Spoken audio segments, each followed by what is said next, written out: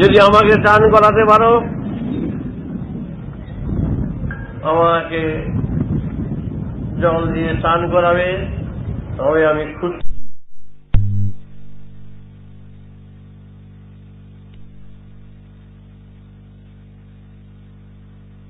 যদি আমাকে স্নান করাতে পারো,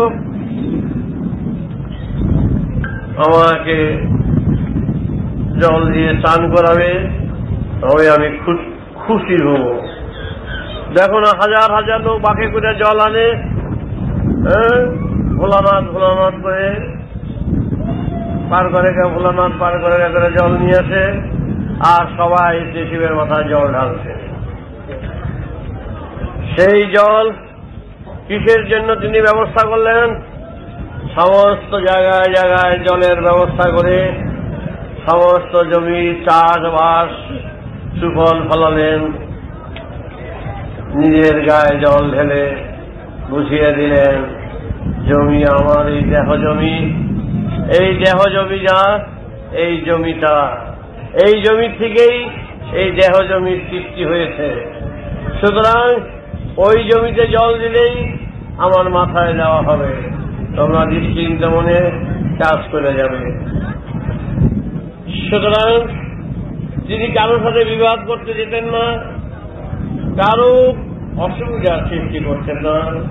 তিনি এমন জিনিস ব্যবহার করতেন, তার জিনিসের উপরে কারো হিংসা হতো না, কারো রাগ হতো না, সেই সব জিনিসই তিনি ব্যবহার করতেন। দেখো তো, তিনি বাস করতেন, বলতো না মানুষ, তিনি শ্মশানে থাকতেন। শ্মশানের ঘরে বাস করলে কেউ হিংসা করে না, বলে বাবা শ্মশানের বাস করে থাক। আর শ্মশানের মরার কাপড় নিয়ে কেউ ভাগাভাগি নিয়ে কেউ ঝগড়া করতে যায় না। ওই কাপড় দিয়ে পরিষ্কার করে তিনি পরেন, তার গিন্নিকেও দেন।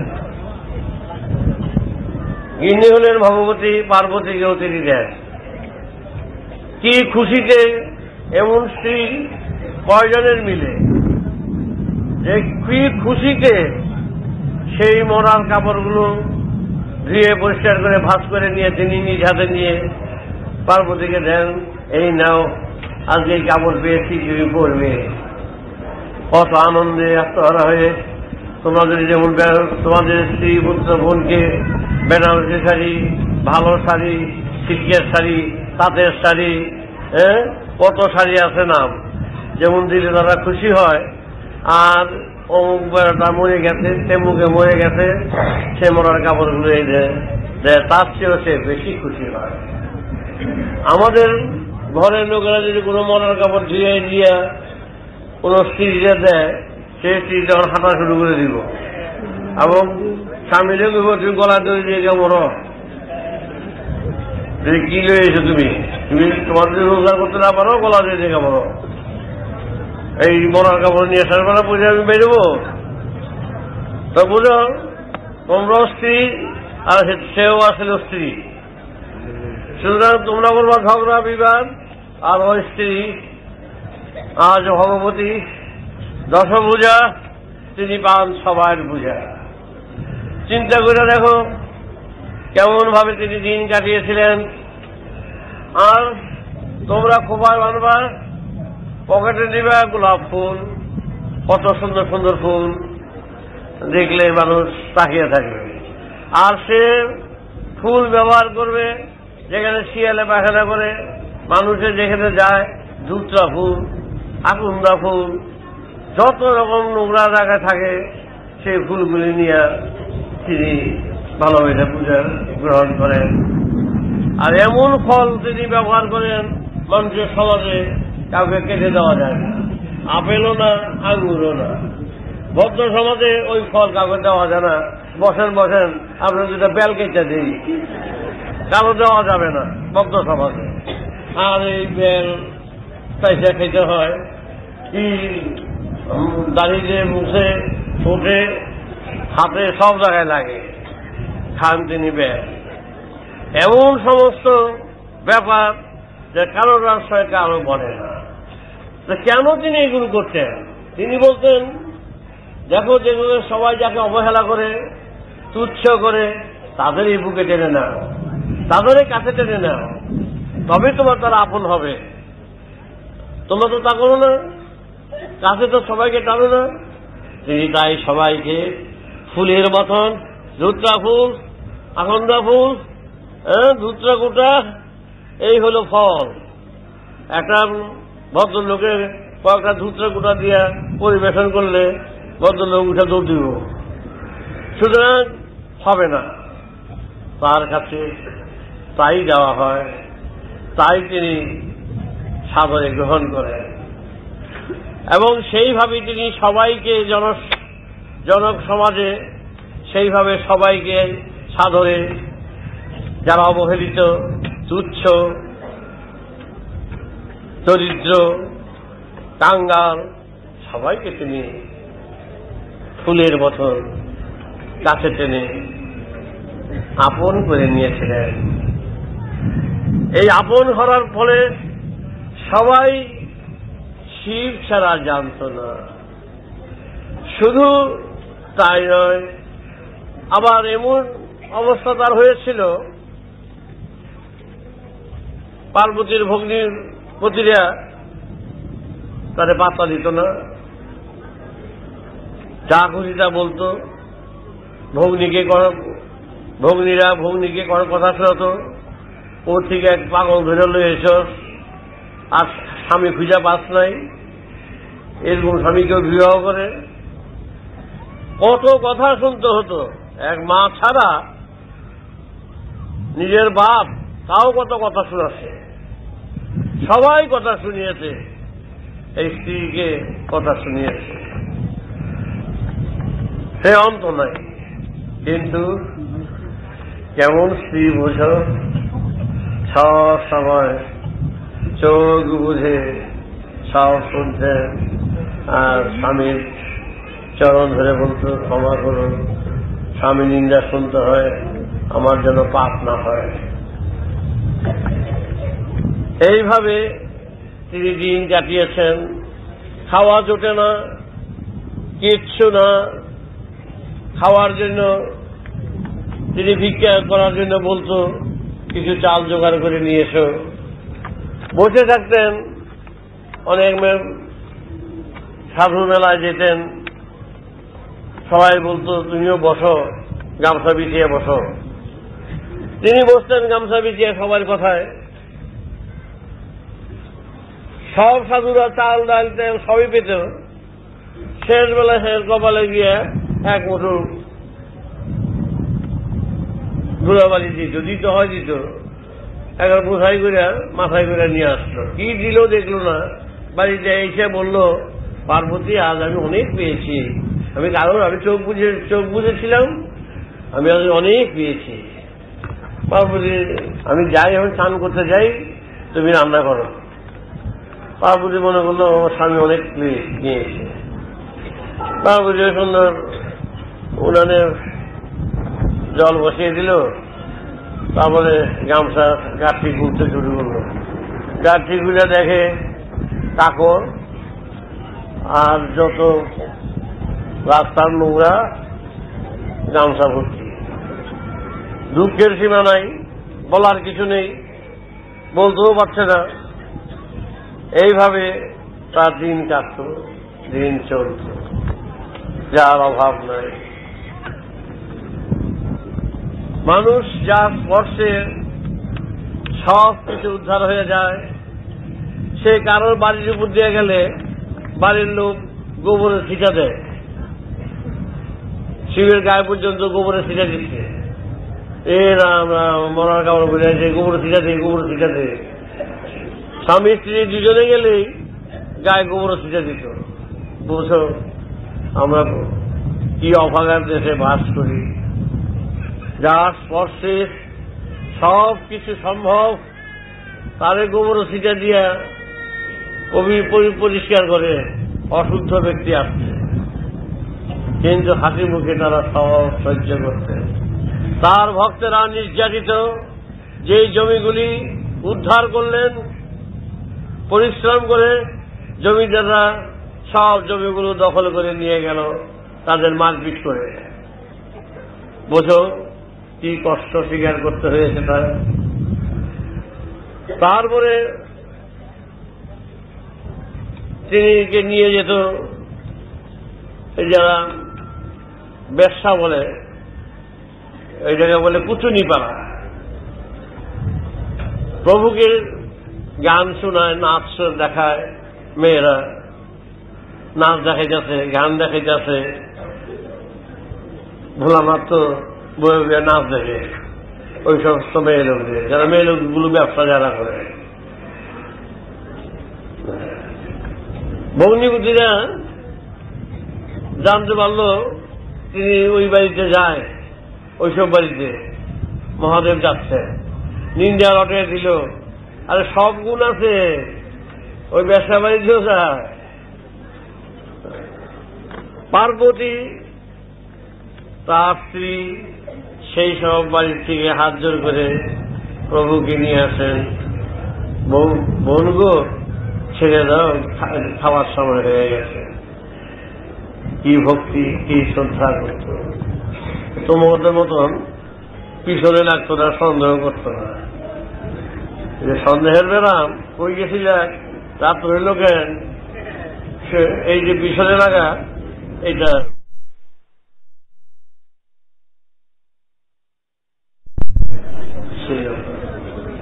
তাই স্বয়ং মহাদেব তিনি এইভাবে সারাটা জীবন নির্যাতন, লাঞ্ছনায়, গঞ্জনায় ভুগতে ভুগতে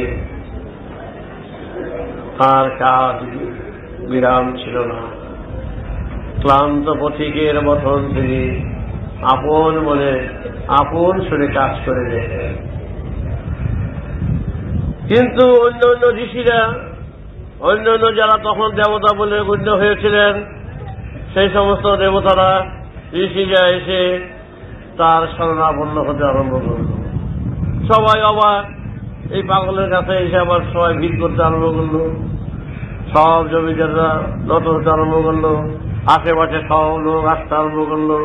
তার উদারতা, তিনি চেয়েছেন সমাজকে যেই পিঞ্জরে, সংস্কারের পিঞ্জরে রয়েছে, এই পিঞ্জর থেকে মুক্ত করতে হবে সমাজকে, মুক্ত আকাশে ছেড়ে দিতে হবে, মুক্ত পাখির মতন।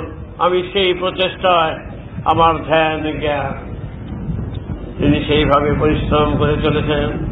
তিনি যোগ অভ্যাস করেছেন, তিনি যোগের মাধ্যমে তিনি অনন্ত সুরের পথে তিনি বুঝে গিয়েছিলেন কোথায় এর আরম্ভ, কোথায় এর শেষ, বুঝে গিয়েছিলেন। পার্বতীকেও সেই পথ দেখিয়ে দিয়ে তাকে দেবী বলে আখ্যা দিয়েছিলেন। তাই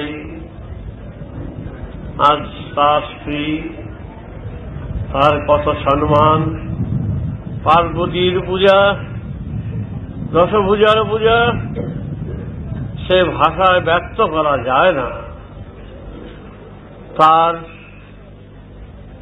জন্মতিথি চতুর্দশী, তার ব্যাখ্যায় আখ্যা দেওয়া যাবে না। সাধারণ লোকেরা তাকে সংস্কারের বসে বলে যে পার্বতীকে কাঁধে নিয়ে সব জায়গায় ঘুরেছে। এই কথাটা যেমনি বলছে, ঠিক ব্যবহারিক জগতে কথাটা ঠিক তার উপরে প্রযোজ্য নয়। তিনি কেন পার্বতীকে কাঁধে নিয়ে একেবারে পাগলের মতন ছুটবে? পার্বতীকে কাঁধে নিয়ে যায় না, তার সেটা প্রয়োজন নেই। সতীর সতীত্বকে রক্ষা করার জন্য তিনি সদা সর্বদা ব্যস্ত। সেই সতীত্বকে রক্ষা করার জন্য যে স্বামীর জন্য তিনি কিভাবে প্রাণ দিলেন, স্বামীর জন্য কিভাবে তিনি যা কিছু করলেন, সেই সতীত্বকে বজায় রাখার জন্য 51টা পীঠস্থান করলেন। এই কথাটা এই নয় যে তিনি পাগল হইয়া একেবারে পার্বতীর জন্য ছোট আর বিষ্ণু বৈশা বৈশা কেটা কেটা পর্দা করে দিল, সেটা হইল গল্পের কথা। সতীর সতীত্ব, তার যে আভিজাত্য, ব্যক্তিত্বকে কিভাবে সম্মান দিলেন, কিভাবে রক্ষা করলেন। এবং তিনি বললেন যে মানুষের মনুষ্যত্ববোধ যে জাগাবে, মানবতাবোধ যেই জাগাবে এবং জাগাবার জন্য সবাই সক্ষম, জাগাতে সবাই সক্ষম। এখানে ভাগ্য কপালের প্রয়োজনতা হয় না, প্রত্যেকেই পারে। জন্ম যে দিয়েছে সেই পারবে, সেই দেবতা হতে পারবে, সেই শিব হতে পারবে। সুতরাং আমি শিব, আমি বড়, এই কথা ঠিক নয়। কেউ বীজ, কেউ অঙ্কুর, কেউ গাছ, কেউ ফুল, কেউ ফল। তোমরাও আমারই মতন একদিন, আমিও তোমাদের মতন একদিন এই মাটির বুকে বাস করে, আমারও মা বাবা ছিল, আমিও তোমাদের মতন ছিলাম। আমার কায়িক পরিশ্রম, আমার আত্মোৎসর্গ, আমার আত্মত্যাগ, আমার মনসংযম, আমার সব কিছু সংযত করে আমি নিজেকে উৎসর্গ করেছি প্রকৃতির সুর মিলিয়ে আমি এগিয়ে গিয়েছি এই মহাকাশের যাত্রী হিসাবে। জানি সবাই একই সুরে সবাই আসছে, মৃত্যুর পথ সবাই সুগম, সহজ, সবাই এক। কেউ নতুন দৃষ্টান্ত স্থাপন করতে পারল না, সবাই চলে আসছে, দুটো চারটে বাচ্চা দিয়ে চলে যাচ্ছে। আমি চাই এই লক্ষ লক্ষ কোটি কোটি বছর এই অগণিত গ্রহ নক্ষত্র, কত জীব, কত জন্তু, কত কিছু রয়েছে, তার ভিতর থেকে আমি আমার সুরকে জাগাবো, অসুর বৃত্তিকে নিবারণ করে বারণ করে আমি আমার সুরকে জাগিয়ে অনন্ত সুরের পথ পরিষ্কার করব। এটা আমার মানবিকতা, আমার মানবতা, আমার নিষ্ঠা। এখানে কেউ বাধা দেবার ক্ষমতা নাই। যারা বাধা দেবে, যারা আসবে, আসুক, চিৎকার করুক, আমি নিয়েছি শ্মশানের বাস, তারও বক্তব্য নাই। পরি এমন এক বস্ত্র, তারও কিছু হিংসা নেই।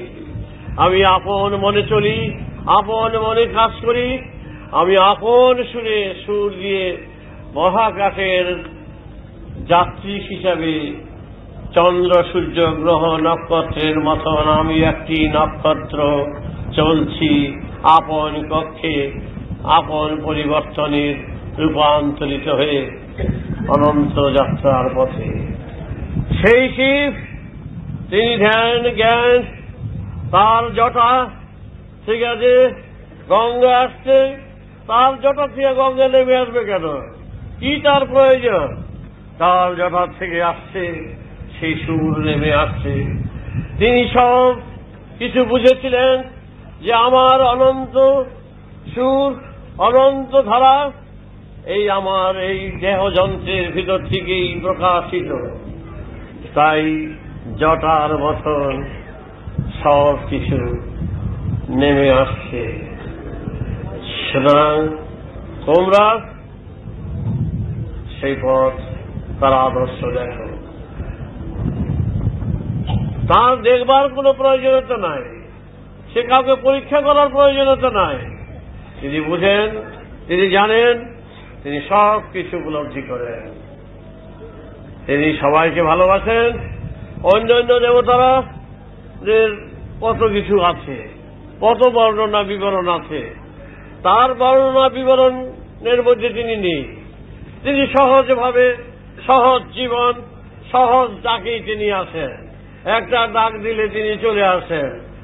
আর অন্যান্য দেবতারা একটা বাবু তো, ডাকলে সহজে আসতে চায় না, নামতে চায় না। আর ইনি কুলিকে আমার দেবতা তো, ডাকটা দিলে সে দৌড় মারে, কি কেন ডাকছ, সে অন্যরকম। তাই এই মহান ব্যক্তি, এই মহান, সে মহান সুরে তিনি লিপ্ত, মহান সুরে তিনি ডুবে রয়েছেন।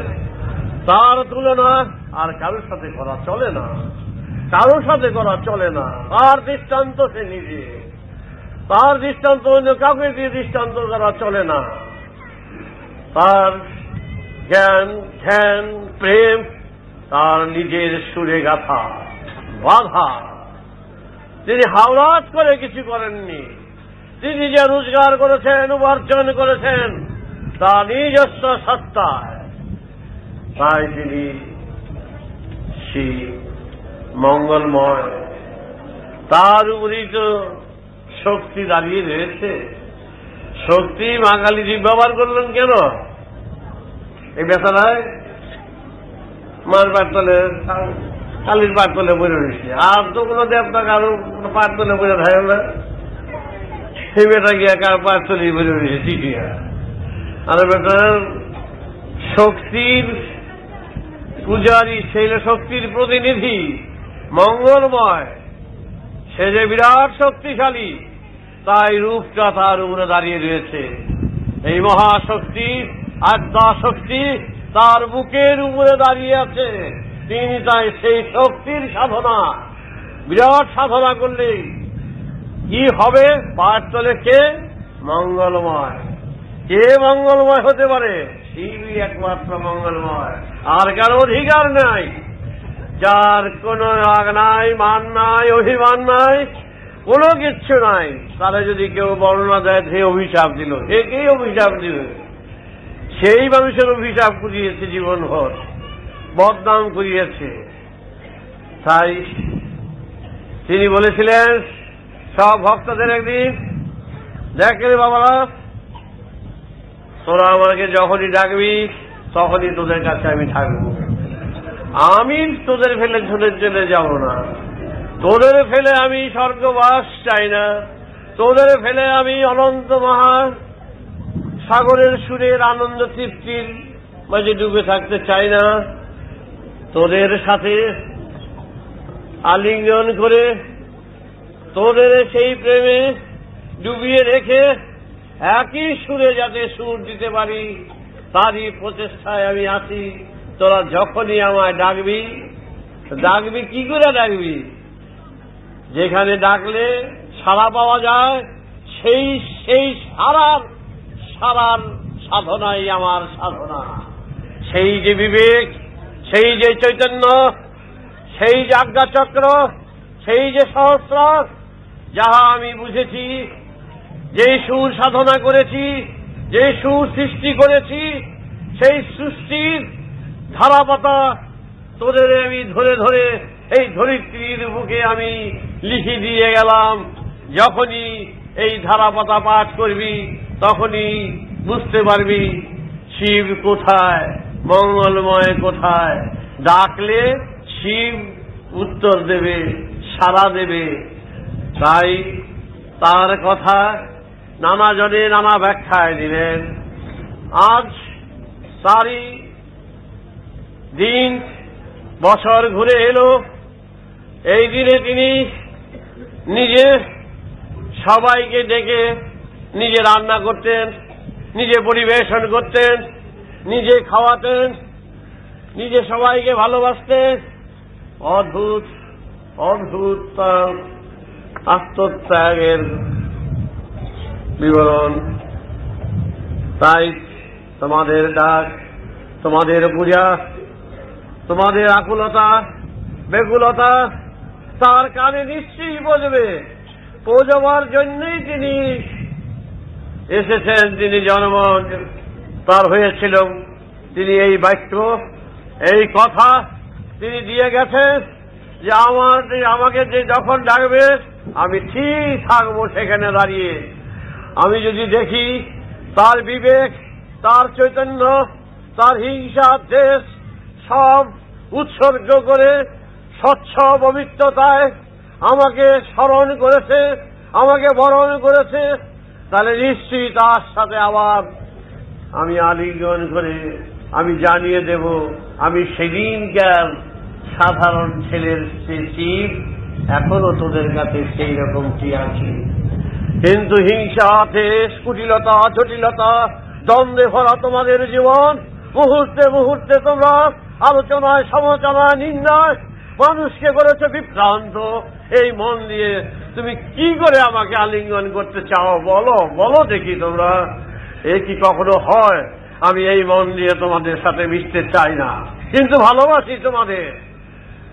ভালোবাসি বলে ওই সমস্ত কণ্টকগুলোকে ভালোবাসি না, ওই সমস্ত বীজগুলোকে সব ফেলে দাও, ওই সমস্ত আবর্জনাগুলোকে দেহ থেকে সব বিদায় করে দাও। পবিত্র মন নিয়ে, স্বচ্ছ মন নিয়ে আত্মা উৎসর্গ করে আসো, আমরা এক সুরের পথের পথিক যাত্রী। চলো, সেখানে বিবাদ নাই, বিচ্ছেদ নাই।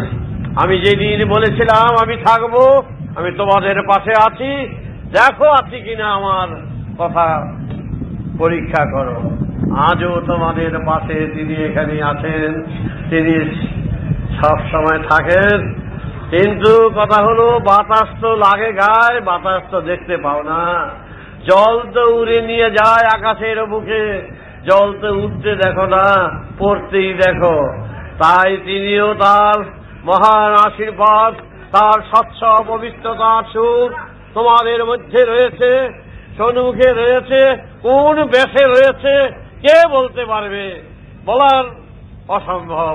কিন্তু তার কথা হলো, যেখানেই আমাকে স্মরণ করবে সেখানেই আমি থাকবো। এটাই হলো তার কথা।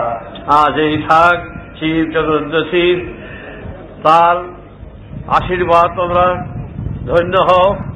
আমি তোমাদের ঠাকুর পরম পিতা, আমি আজ তার হয়ে তোমাদের কাছে, তার কাছেই প্রার্থনা জানাচ্ছি। তিনি মঙ্গলময়, সবাইয়ের মঙ্গল করুন। তিনি সবাইকে ভালোবাসেন, সবাইকে তিনি কাছে চান, সবাইকে তিনি দেখতে চান, সবাইকে তিনি নিজেকে দেখাতে চান। সুতরাং তোমাদের তাকে দেখতে হলে যে দৃষ্টিটা দরকার, সেই চোখের দৃষ্টির খুলিটা একটু খুলে দাও। এইভাবে তো চলবে না। তাই তোমাদের কাছে আজ এই খাক, এর পরবর্তী পুজো শুরু হবে, তারপরে নাটক দেখবে। আজ এই খাক, রাম নারায়ণ রাম। তাই শিবের আর পার্বতীর কথা ভিক্ষা মেঘে দিন কাটিয়ে ঝিগিরি করে তার জীবন যাপন করেছে, মহা নির্যাতন, লাঞ্ছনা, গঞ্জনা সহ্য করে। তোমাদের পরম পিতা সেই রকম আঘাতের পর আঘাতে জর্জরিত হয়ে যাচ্ছে। তোমরা দেখো, সহ্য করো, তোমরা নিজেরা বিবেচনা করো। সাই আর বলার কিছু নেই। যার পূজায় এসেছ, একদিকে শিব, একদিকে গঙ্গা, আর একদিকে গুরু, তিনটা দর্শনে তোমরা হীরা, পিঙ্গলা, সুষন্না, আজ্ঞা চক্র তোমাদের খুব প্রস্ফুটিত হও। সব ক্লেদ পরিষ্কার করো, মন পরিষ্কার করো, হিংসা দেশ সব পরিষ্কার করো। মৃত্যু যখন অনিবার্য, পথিক আর কয়দিন এখানে আমরা থাকবো বলো? কার আশায় বসে থাকবো? টিকিট তো কিনে বসে রয়েছি প্ল্যাটফর্মে, কার গাড়ি কখন চলে আসে ঠিক নাই। যাক, আজ সেই কথা।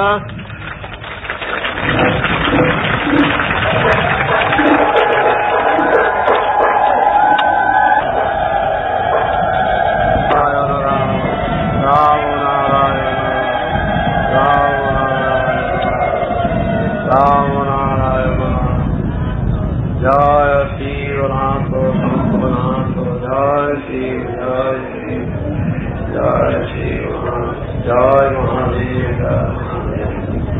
আমি দেখো দিকে পূজা করতে যাই না, পূজার ঘরে যাই না, কোন তার মধ্যে আমি নিজ হই না। করলে যারা করে আপত্তি করি না, শুধু ব্যাখ্যা বলে দিলাম শিব সম্বন্ধে। অল্প বিস্তর অনেক বলার ছিল, 100 ভাগের 1 ভাগও বললাম না। মোটমাট সাগরের বর্ণনা সাগর নিজে, মহাকাশের বর্ণনা মহাকাশ নিজে, শিবের বর্ণনা শিব তার নিজে।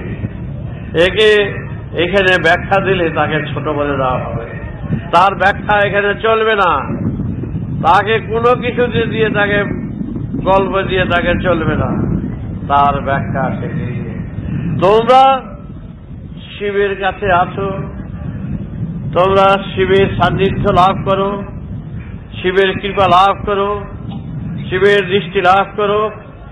শিব তোমাদের ভালোবাসেন, তিনি তোমাদের চান, তোমরাও তাকে চাও, এটি আমি চাই। আমি তোমাদের পরম পিতা হিসাবে এটুকুনি জানাতে চাই, আর কিছু না। আমি হয়েছি ইঞ্জিনের মতন তোমাদের বগিতে টেনে নিয়ে পৌঁছিয়ে দেওয়াই আমার কর্তব্য, এছাড়া আমার কিছু নেই। বগিতে চড়াবো, তালা দিয়ে চাবি দেব, খ্যাচ খ্যাচ খ্যাচ খ্যাচ করে নিয়ে চলে যাবো, কিচ্ছু। আচ্ছা, রাম নারায়ণ রাম। কর্মই ধর্ম, বলো কর্মই ধর্ম, কর্মই ধর্ম। আচ্ছা, পূজা কখন আরম্ভ হবে? এখনই কোনে আরম্ভ হবে, জানি না। এরপরে কি দেখাবে নাটক, বসে মনোযোগ দিয়ে নাম জপ করো, স্মরণ করো।